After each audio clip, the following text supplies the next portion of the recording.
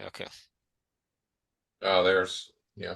Welcome everyone to Monday's Cup of Grace with our host Paul Onkpe from Abuja, Nigeria. Paul, would you Abuja. you wanted to mention to everybody, since we just started recording, what the topic Okay. is you want to discuss today? Yeah. Again, repeat it for us, please. Okay. Thank you so much. I want us to talk on the issue of restitution. Whether it's a biblical mandate, that's a question, or not. It really depends on what you mean by restitution. Okay. Because in the Western theology purported by Saint Augustine, restitution meant that human beings, well, the idea is this, that if you say or do something against the king, then you Mhm. have to give something to the king so the king won't kill you. And they use that same frame of thought to God. You needed to make restitution because Adam sinned, and in Adam all of us sin, and we have to make restitution to God. Now, when you look at, for example, other ideas of restitution, like, for example, in C.S. Lewis's book, The Lion, the Witch, and the Wardrobe, you see that it wasn't restitution towards God, but it was actually restitution towards the white witch or the whatever, because the witch had enslaved creation. Mhm. So Aslan, or Christ, makes restitution. He gives his own life in restitution of one of the brothers who had eaten of that wonderful sweet, and he had to eat it again and again and again, stating that our uh, present state as human beings is not that we're sinful and we need to pay God for our forgiveness, restitute our forgiveness, but actually we've fallen slaves to death, sin, and the world. And we're enslaved to that. Our minds are enslaved to a wrong way of interpreting God, humanity, God and humanity. So restitution, in that sense, the way that C.S. Lewis stated, is actually a patristic, one of the patristic views of restitution, which are many. And there are many Okay. theories of redemption that uh, the uh, the the Orthodox Church, or the older church, the church of the first 3 centuries, 4 centuries, they didn't believe in one way of restitution, or redemption theory. They had several. It was like a collage of atonement theories, and all of them united. I mean, all of them explained something about redemption. Um, until the fifth century, and then the Western Church changed it all, and you had to believe one state of restitution, which is non-biblical. Mhm. So, in that sense, what Christ did was he took human nature and he saved us from death and the fear of death, and by taking our human nature, he healed, which is another theory of redemption. He healed our mind from uh, the idea that we're separated from God, that. So, That's it's great having our resident theologian. Really, really, really, you are very knowledgeable about stuff like that, and Ricky, and I appreciate it. So uh, that gives me a little more insight into kind of because you know, like I say, when I looked up, just looked up in a certain version restitution, it's like, well, you got to pay some money for this, and you got to give money back or give Right. money for some wrong or whatever. And so I don't, there's all kind of different beliefs about Christ and what he did. You know, one of them, one of the main ones is what? Okay, Christ killed his own son to keep from killing us. I don't get it like that, do y'all? Well, I think we're, I don't know, there's several, I don't want to call them levels or ways of explaining or thinking about the term restitution. Restitution is, when I hear the word restitution, I think of more like, okay, I have taken something that belongs to you, and now you don't have it any longer. Like, let's say I took your horse, stole your horse. Well, now in order for a restitution to be made, I have to somehow come up with enough money or give you back a horse of equal or greater value. But I think what we're talking about in the vein that Paul brought up about people walking on nails or crawling on broken glass, I think we're talking about restoration of a relationship. Right. There's a difference between restoring objects versus restoring relationships. If you can go back to Adam and Eve, Adam and Eve took of the forbidden fruit. They yanked it off the tree. They couldn't put it back. They ate it, which meant that the fruit itself could not be put back. I mean, it passed through their digestive system, so how could they ever restore that or whatever? But the thing that was damaged was that relationship. They ran and hid. They of themselves could not restore that relationship. It had gotten broken. And a little bit later, Cain winds up killing Abel. Right. I'm checking out something here. I don't know if you can hear me well because I'm not having a good connection. Yeah, I can hear you. I'm going to keep on going. Difference between the ransom theory and the penal substitution theory, which is the one in the West.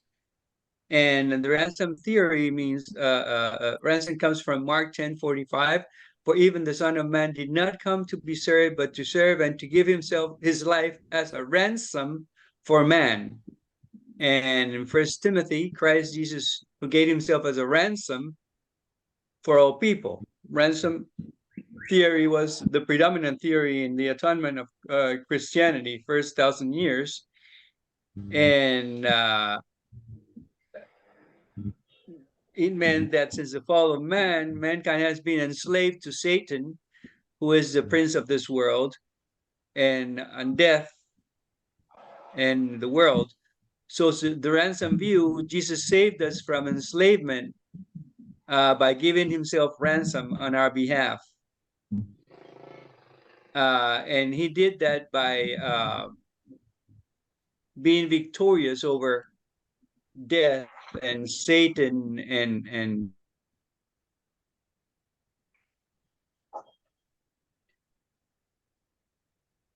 Well, we'll have to restore we'll have to restore him because he fell off the net.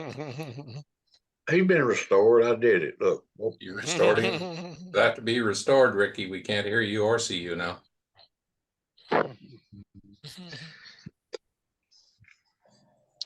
I like what Doug said about relationships.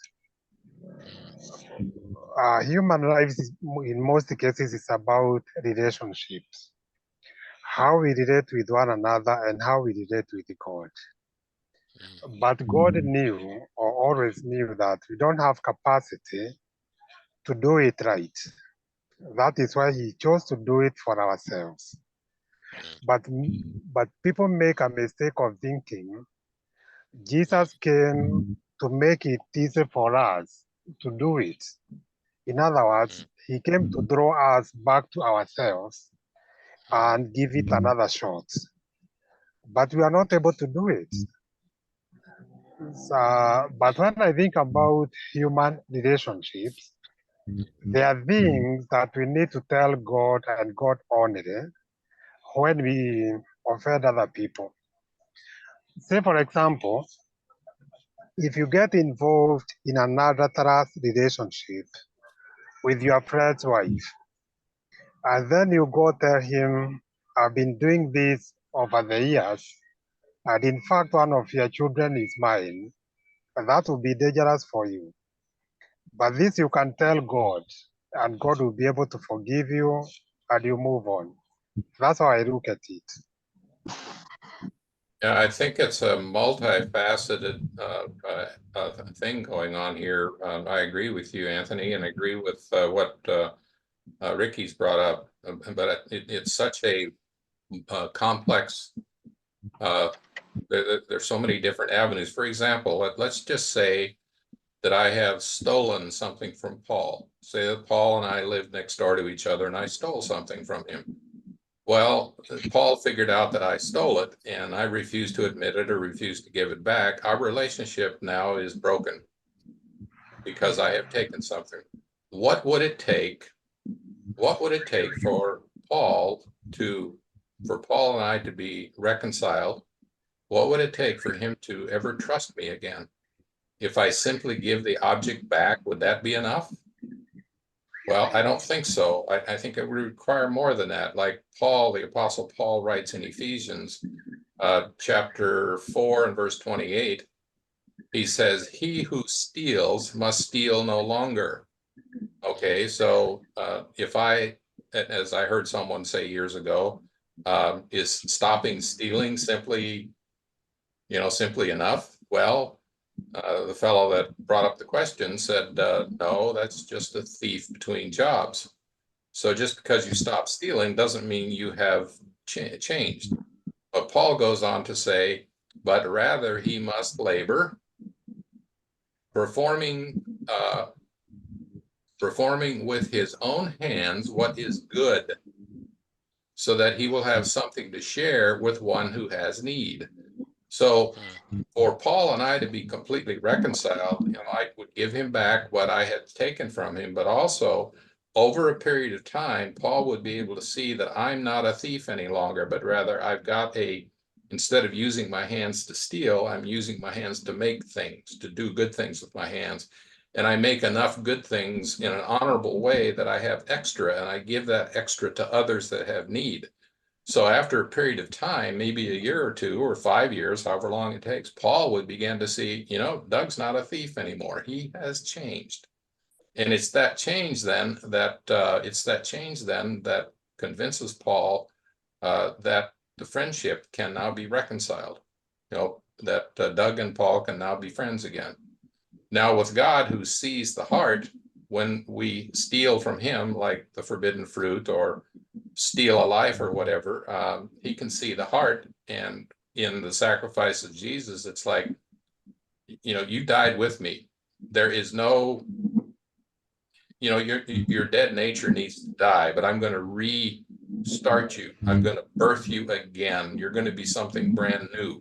That's how he goes about restoring the relationship. So we've got several different layers here. We've got relationships between people. We've got relationships between people and God. So there's several different layers of restoration and restitution and different ways of going about it. God is not interested in getting that apple back from the tree of the knowledge of good and evil. He's not interested in getting that back. There is no way that Cain could ever give his brother Abel back his life, but God can, and has and will. So anyway, I think we got a bunch of layers going on here. Yeah. The Apostle Paul also goes on to say, let no unwholesome word proceed from your mouth. So let's say that I have been guilty of insulting Ranny. Say that I've been saying lots of bad things about Ranny. But only such a word that is good for edification according to the need of the moment, so that it will give grace to those who hear. So if I change and I'm no longer running him down and calling him names, if after a period of time I'm now building up Ranny, then you can tell I have a different mindset towards Randy, and the relationship could be restored. So Sure. I am Yeah, wondering about. I'm wondering okay. about the prayer of Mm. I forgive, yes, but and it's a common phrase with men. I forgive, but I'll never forget. It is only God who is able to kind of let go. But human beings will always look at you differently than the way he used to look at you before the offense was committed.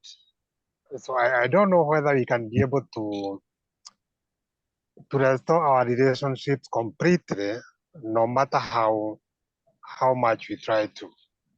But with God, that is okay. He forgives and forgets, and in fact removes our sin as far as east is from west. But human beings, whenever they see you, the first thing that comes to mind, this is Paul, the thief, quote unquote. This is Paul who did this to me. This is Paul who, all those kind of things. In a sense, with humans, it's kind of not possible, 100%. Yeah, we struggle to, we can get in a state where we forgive and a relationship can be restored, but we really struggle. We all do. We don't forget. You know, I read this yesterday during the message from Hebrews 8:12 of the NIV version says, "For I will forgive their wickedness and will remember their sins no more." You know, God can do this. Like you're saying, Anthony, we struggle with forgiving. I mean, with forgetting. We sometimes we become good at forgiving many times, but there's always that little thing in the back of your mind, like you said, if Paul had done something to you, you're like, I forgive him, I love him, and there's something about you. It's kind of like a piece of the trust is gone. you know, Randy and Anthony, that brings up an interesting question I have to ask myself. In all the relationships that I've had over the years with various people moving here and there in business or in church or family or whatever, I wonder if there's ever any relationship that got damaged, seriously damaged. If there's a single one of those relationships in my life that has suffered serious damage, if it has ever truly been 100% reconciled in my lifetime. Yeah, deep in I have here. to think about that. Deep inside. Deep inside. Yeah, I know. I'm with you. It's like I said. I think the thing that is so hard to give it because you can't take something that you trust is something you give. Just like respect. You know, I've heard people say they're going to respect me. No, I'm not unless I want to. Respect is something that's given. It's a gift, and trust is the same thing. People that's done you wrong. I mean, really, not just minor stuff, but deep stuff. We've all had it. You may research yourself. Okay, Lord, I forgive them. I bet you don't want to hang around them and all the time, and you don't trust them. You don't just really all the way down deep trust them. There's just, I mean, I think that's why God is God and we're not, because we don't have it. We don't have that yet. I think we will.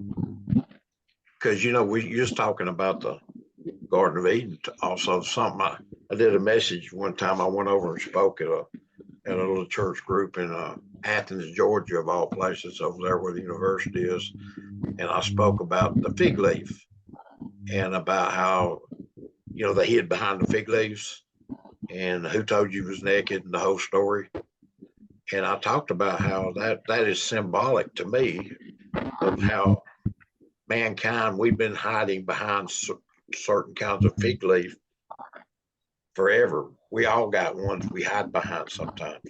And sometimes we've been real bad about hiding behind certain kind of fig leaves to cover up the real me. Maybe even in a relationship where it's been that damage we talk about, and I hide behind a fig leaf to show that I love you, I forgive you, but I really don't trust you. So I'm still hiding behind that little fig leaf. Does that make any sense? Lots of sense. Sometimes I wonder. I get to talking, I'm like, what am I talking about? Yeah. I'm gonna put That something in. I'm reminds gonna me. put a quote in the chat window that came from Bruce Walker. Yeah, I know Bruce And it down in might be, Australia. I think it's relevant here, but I wanted to put it in so that everybody could actually read it. Let's see. Where did I go here? There's Paul. What you got, Paul? That thing I put over there, that was something Ricky sent. He lost his connection, but he sent that to my email and I put it over there. The one about even though I could not follow up because of bad connection, that's from Ricky. Well, what actually led to this question? You know, can you hear me? Yes. Yes. Yeah. Okay. What actually led to this question? As a young man who is he's a pharmacist, and he attended the church, and when he joined the church, he was asked that before he will be accepted, and before his wrongdoings will be wiped up, that he needs to go back and make a restitution. And the young man said that when he was doing his job as a pharmacist, that there are a lot of things they were doing then, manipulation of figures, inflation of money and all that. So he was saying that, or he said that, how long is it going to take him for do all those restitution? That even the persons that he did that with, some of them are no longer there. So where is he going to start from, and where is he going to end it? And that is the reason why he is no longer attending church, that he's no longer a Christian, because he cannot go and trouble himself. He don't want anything that will trouble his heart. Because I asked him and he was telling me all that. So I think that's what actually led to this discussion. Even to a point that I wanted to get his contact if I can talk further with him, and he refused. I don't want to talk about it.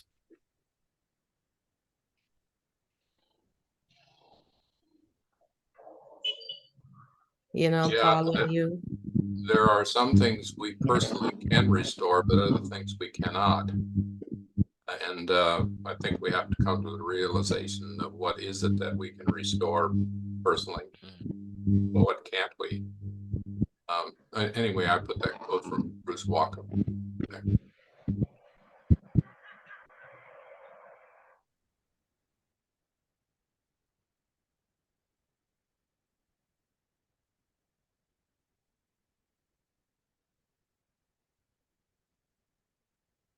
Okay.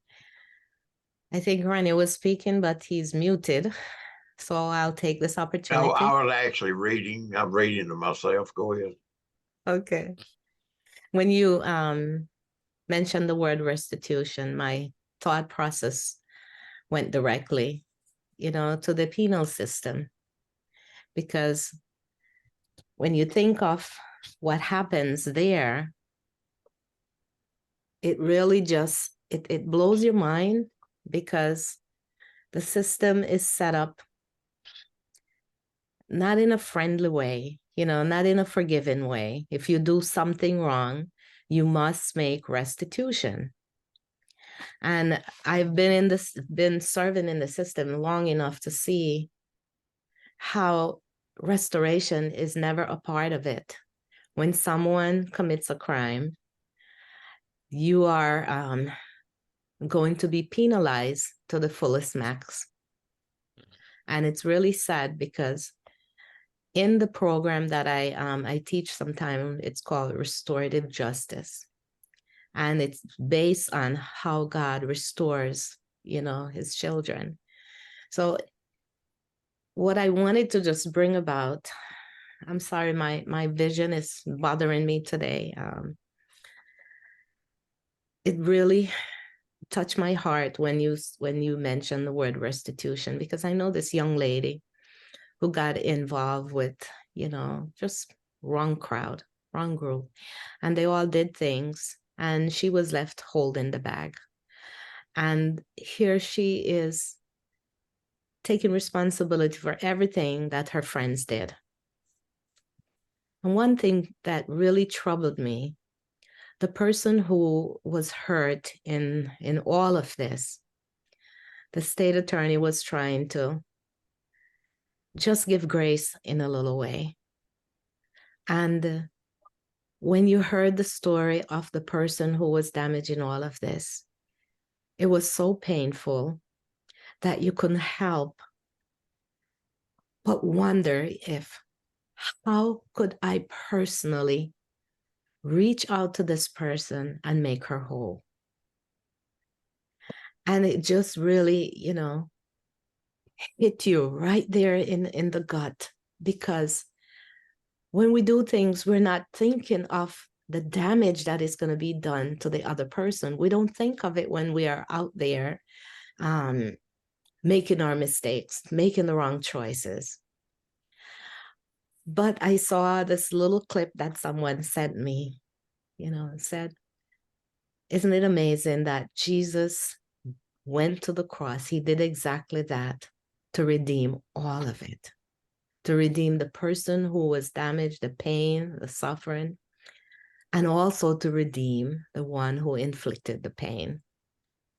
And so that just took me back a little bit, when you mentioned the word restitution. Because restitution and restoration, restorative justice, they're all intertwined. It's really complex, as Doug says, if you're looking at it from that perspective. And so we fight for the ones, that we know are innocent.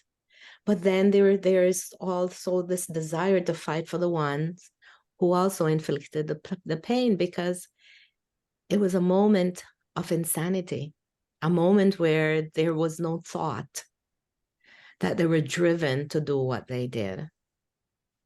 And that is where God's heart comes in. He himself just took it on for all of us. My mom had a saying, when someone hurt her, she was always quick to forgive. And she would always take care of the one who harmed her. But her saying is, I pull you close to me and you hurt me, but I'm not going to stop loving you. But I don't want you to be so close that you would hurt me again. And so the term was, I will take care of you with a 10-foot pole. I won't allow you to come so close to me again that you could cause more harm to me. And I always thought of that saying, that when we are hurt, it's really hard to be close to that person again. We forgive, and we actually take care of them in ways that blows their minds, that we would do things for them. But at the same time, there is this wall that we put up that we won't allow them too close so that they could hurt us again. And I think that's the fear in all relationships, why we don't forgive fully. I mean, when not maybe forgive fully, because when we forgive, but opening the door for them to come in again and be close is always the most difficult thing because of our humanness. So Randy, as you said it earlier, Gracie, I think the story of Joseph being sent to Egypt or being treated the way he was is almost a master class in all this, because, well, first of all, Joseph was he was a kind of a smart aleck kid, and I think he rubbed his favoritism in the face of his brothers, so he contributed some to the problem. But obviously it was not right for his brothers to kidnap him and to sell him to into slavery. He goes down to Egypt, But anyway, after all of those years pass, he's grown up now, and his brothers don't recognize him, but he recognizes them. And so what we have is here's this family situation that needs to be reconciled, restored, whatever. But Joseph doesn't trust his brothers, and for good reason. So when you look at the second time they came down, he holds, he makes sure that they bring Benjamin, because he's afraid that Benjamin is going to get the same, going to be treated by his brothers just like he was. So he has Benjamin brought down and holds him in a sense for safekeeping. And then he gets a chance to hear and see his brothers have actually changed, because now they're concerned, his brothers are concerned about, man, we saw what happened to our dad when we did this to Joseph, and it's horrible. We're not going to put our dad through that again. This just isn't right. And so he heard and he saw that something had changed in his brothers. So it's like you said, I'll trust you with a 10-foot pole here. But after a while, it's to me, it's a master class in that sort of thing. Could his brothers ever restore those 20 some years that Joseph had lost with his father? No, couldn't do that. But it got transformed into something better and bigger. He turned out to be somebody that actually saved his family. So there's a huge, I just love that story of Joseph. It's, I would still think though that for the rest of Joseph's life, he still kind of kept an eye on his brothers, kind of like, okay, yeah, but and I have to admit, I have done things and said things that I wished I could take back, but I can't. Did damage with my mouth, did damage to people. I can't take it back. And I know I can't restore all of that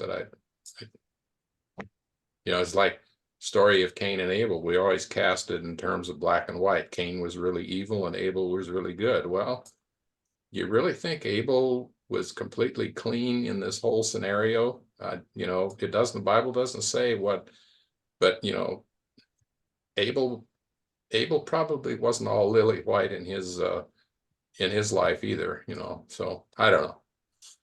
Well, the Bible says no one is good, no one's perfect. Not one.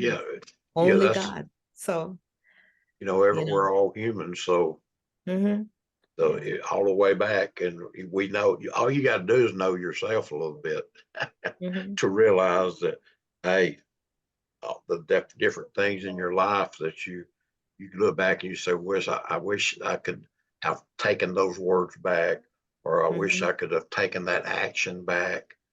But like Doug said, once it's out there, it's out there.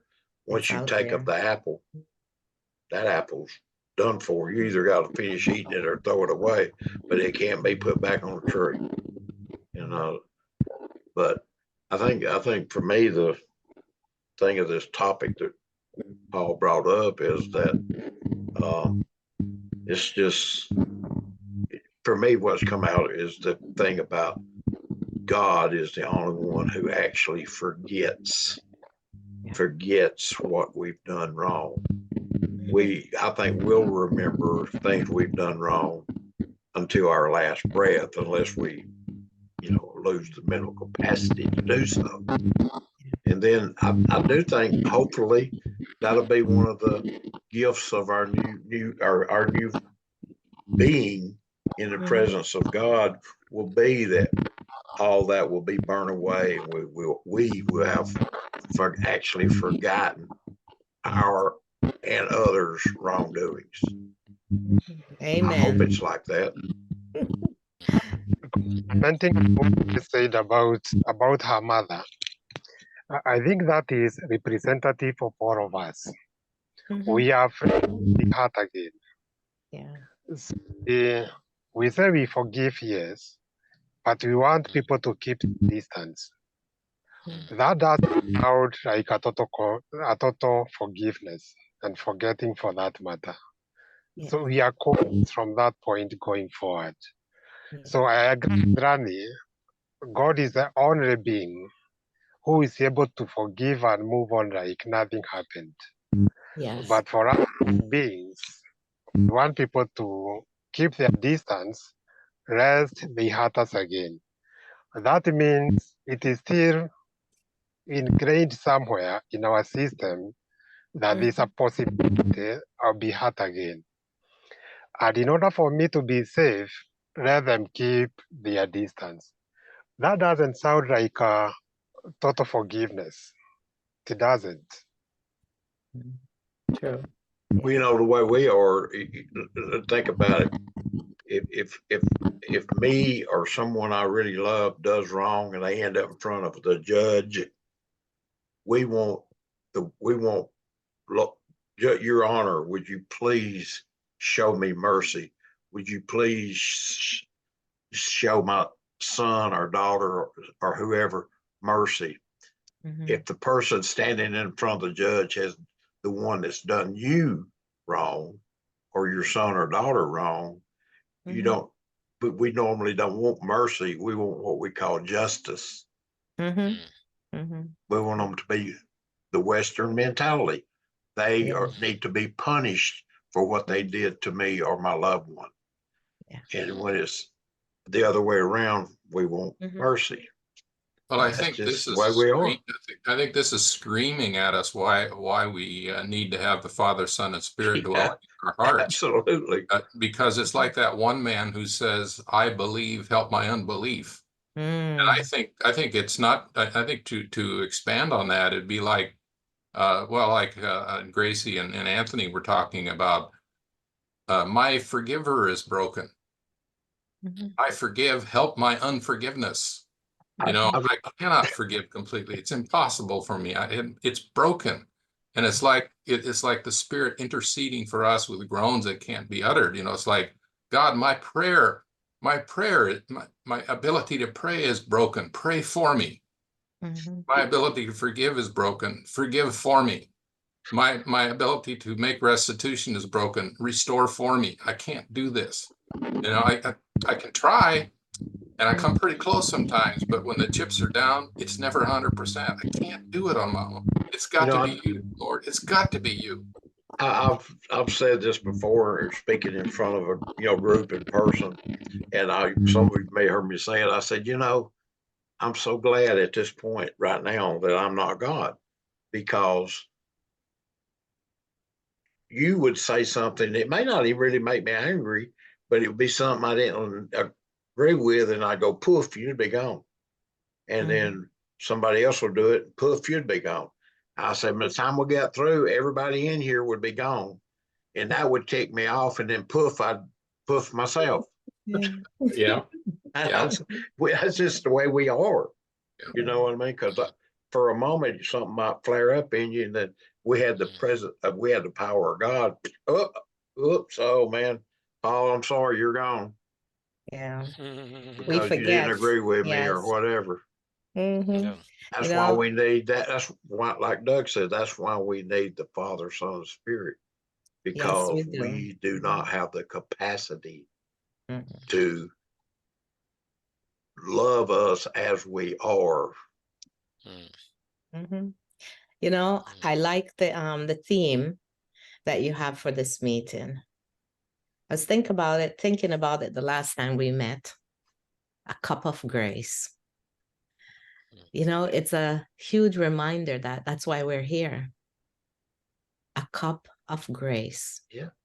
You know, what a beautiful, name for this group, cup of grace, because of that cup, we all sip from it. And that's what gives us life, and keeps us going. We keep coming back to this cup of grace.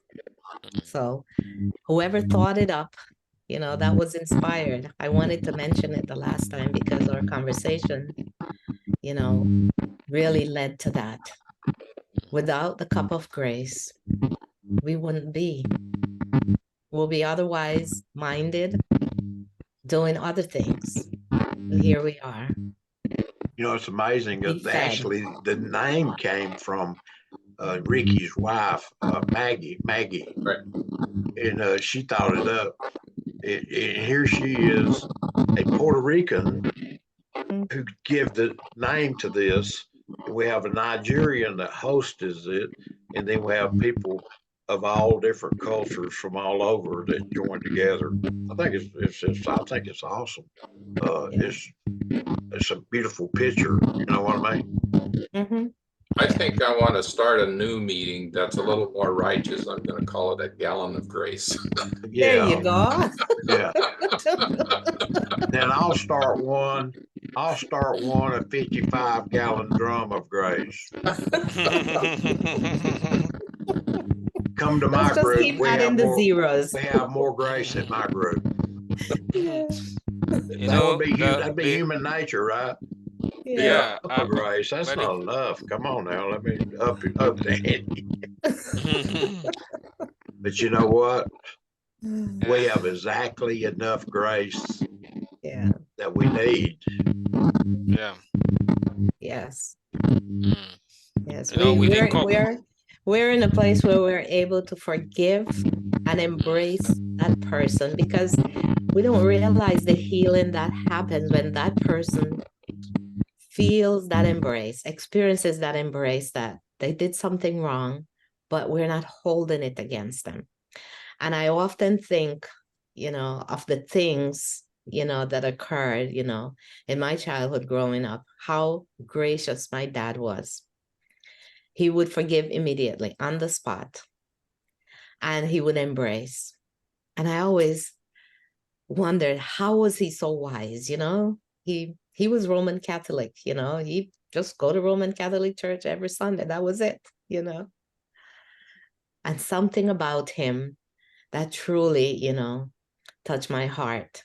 He had his ways, he had his idiosyncrasies, he had his weekend, drink, he couldn't, he couldn't hold his drink, I would say, but when it's over, I would look at him and he would look at me. I was a child and he would just smile, because he knew that, okay, Hello. my daughter still loves me. I messed up last night, but I could see love in my daughter's eyes. And she still come and hug her daddy, embrace him. And I never forget those moments.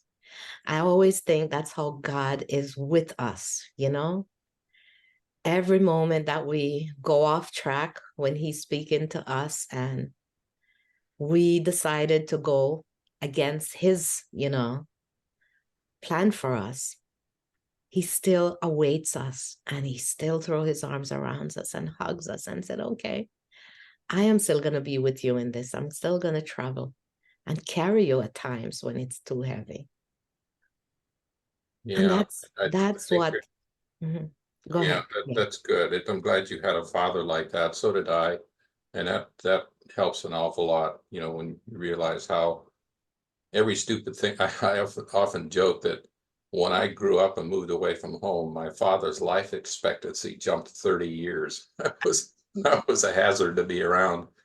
But back to Paul's original question that was started with that pharmacist, I believe it was.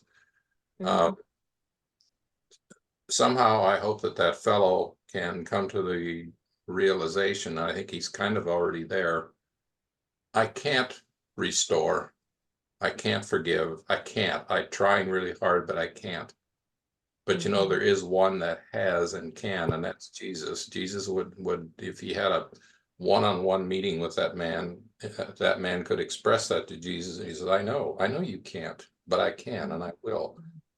Don't look for your church to do it for you. Your church can't either, because there are people in your church, and even your church itself will condemn you and make you feel less than or smaller than. It's just because, and this is not to run down any denomination at all. It just doesn't matter in any denomination, because all denominations are run by people, and by people that can't completely forgive and can't completely forget. And denominations have their institution to protect their finances, their reputation, and all that kind of stuff. So those organizations cannot ever be perfect. Right. But always remember, there is one that lives in you that can and has and will restore. Yes. That's why I like that, as I've said many times, that word perfect that I've researched, that in many cases where they use the word perfect, it should be the word mature should be used, because we all, as we go, we maturing in Christ, in God, in the Father, and the Son, and the Holy Spirit, and we're maturing, and that's perfection, our maturing. Because the word perfect, as we see it, is scary. Well, like, whoa, I know I can't be perfect the way that word's defined, but I can mature and learn and grow and forgive and learn to forgive at a deeper level than I have before. Well, we've come on the hour. I guess we try to keep it to an hour so we won't, because we sit here and talk all morning, and most people that are listening to the recording probably wouldn't listen that long. But I really like what, if Paul, the host, but he's had me helping him co-host here. I would like to share this before I turn it over to Paul, and then you can close us out, Paul, or how you want to.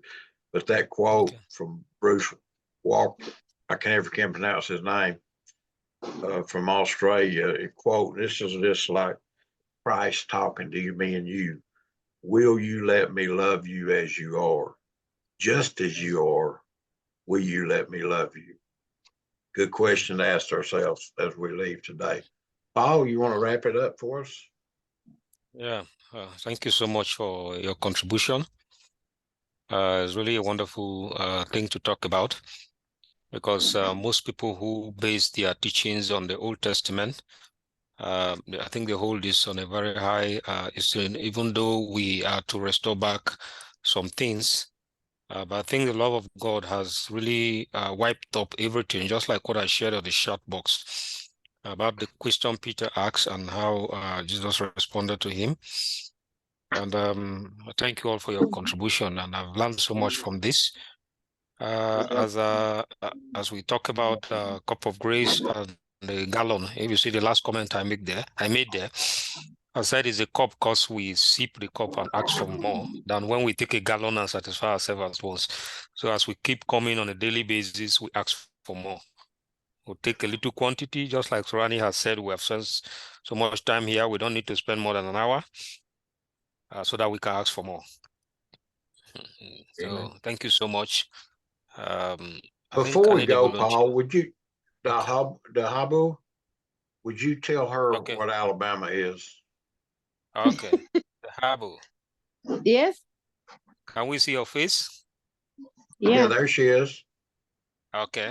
Tell her what Alabama is. Alabama is the capital of the world. Are you aware of that?